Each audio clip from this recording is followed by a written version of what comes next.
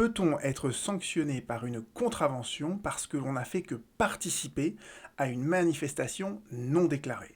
Alors, ce qu'on savait déjà, c'est que on peut être sanctionné pour avoir organisé une manifestation non déclarée. Sur ce point, il y a l'article du professeur Le Terron sur son blog Liberté, Liberté Chérie qui fait la synthèse de tout cela de manière exemplaire. Je vous mentionnerai le lien sous cette vidéo.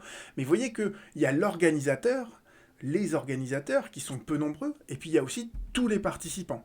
Eh bien, la Cour de cassation vient de juger dans 3 arrêts non publiés d'ailleurs, c'est dommage, elle aurait pu les mettre sur son site internet, mais voilà les références exactes de ces arrêts, et la Cour de cassation nous dit, il n'existe, c'est le passage en jaune, il n'existe aucune disposition dans le code pénal, ou ailleurs d'ailleurs, il n'y a aucune disposition légale ou réglementaire qui n'incrimine, qui sanctionne le fait de participer à une manifestation non déclarée. Donc en fait, les forces de l'ordre ne peuvent pas vous verbaliser parce que vous ne faites que participer à cette manifestation non déclarée.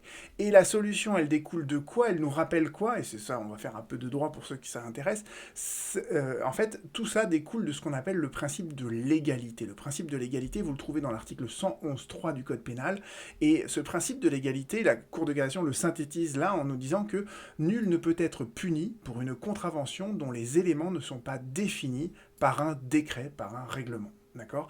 Et ce principe de l'égalité, en fait, vous le trouvez dans 2 textes. L'article 8 de la Déclaration des droits de l'homme qui vous dit que nul ne peut être puni qu'en vertu d'une loi établie et promulguée. Vous voyez qu'il faut que la loi le prévoie. Et le Code pénal, donc l'article 111.3, quand vous le lisez dans son intégralité, il vous rappelle qu'il y a 3 séries d'infractions, 3 catégories d'infractions. Il y a les crimes, les délits et les contraventions. Les crimes et les délits sont forcément définis par la loi. Donc, dans ces cas-là, on vous dit que le principe de l'égalité, c'est que nul ne peut être condamné pour un crime ou pour un délit si la loi pénale ne le prévoit pas. Et les contraventions, elles sont définies par décret, par règlement, c'est la même chose. Donc on vous dit que le principe de l'égalité pour les contraventions, c'est qu'il faut qu'il y ait un règlement, un décret qui définisse l'incrimination, la contravention, pour qu'on puisse être sanctionné. Et ça n'est pas le cas dans le cadre des manifestations non déclarées. À bientôt.